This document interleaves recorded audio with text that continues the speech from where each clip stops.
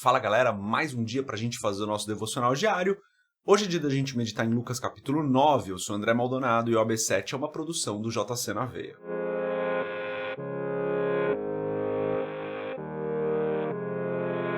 Lucas capítulo 9, a partir do versículo 1.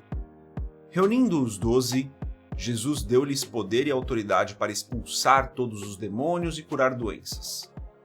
E os enviou a pregar o reino de Deus e a curar os enfermos. E disse-lhes: Não levem nada pelo caminho, nem bordão, nem saco de viagem, nem pão, nem dinheiro, nem túnica extra. Na casa em que vocês entrarem, fiquem ali até partirem. Se não os receberem, sacudam a poeira dos seus pés quando saírem daquela cidade, como testemunho contra eles. Assim, eles saíram e foram pelos povoados, pregando o evangelho e fazendo curas por toda parte.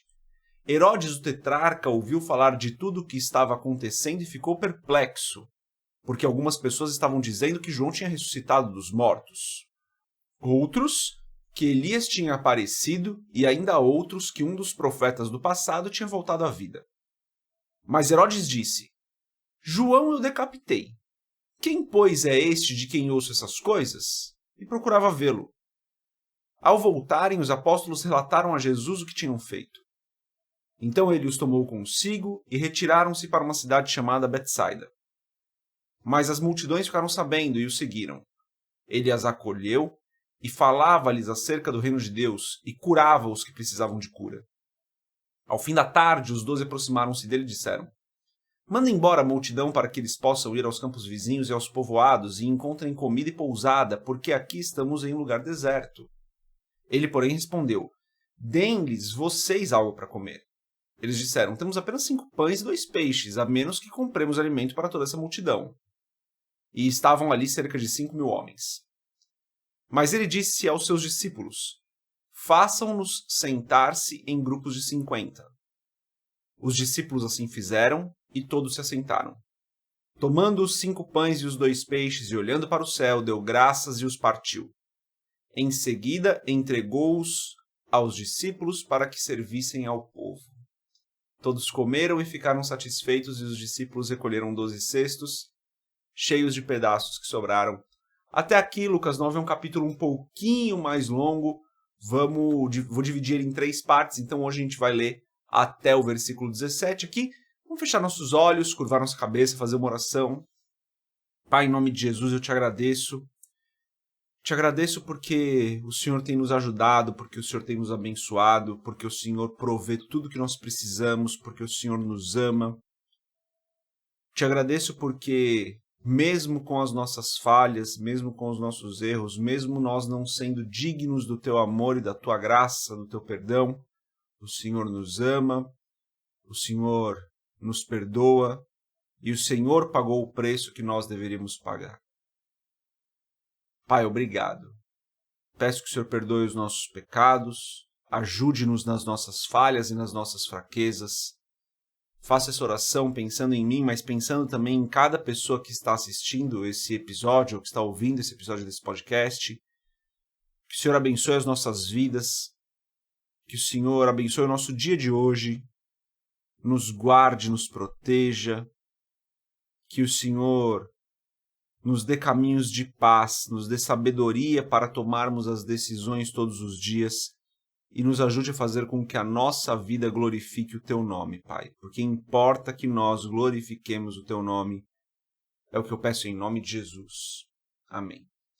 Galera, são só 17 versículos que a gente leu, mas que já tem muitos pontos para a gente meditar, né? Jesus começa enviando os discípulos e Jesus começa dando poder para eles, né?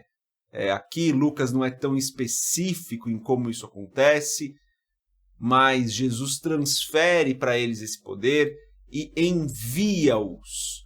Existe algo que nós fomos chamados para fazer, que é pregar as boas novas do reino, fazer discípulos. Isso a gente lê lá em Mateus 28, né? Finalzinho ali do livro de Mateus, aquela palavra se aplica para todos nós.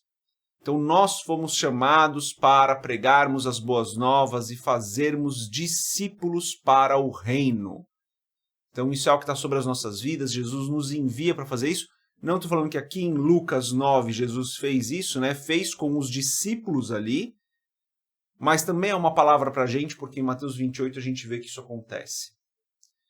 Aqui também a gente vê que Jesus é seguido por uma grande multidão por conta das curas que ele fazia, e a palavra diz isso, ele acolhe aquelas pessoas, ele cura aquelas pessoas, ele fala das boas novas para aquelas pessoas e ele alimenta aquelas pessoas de maneira milagrosa.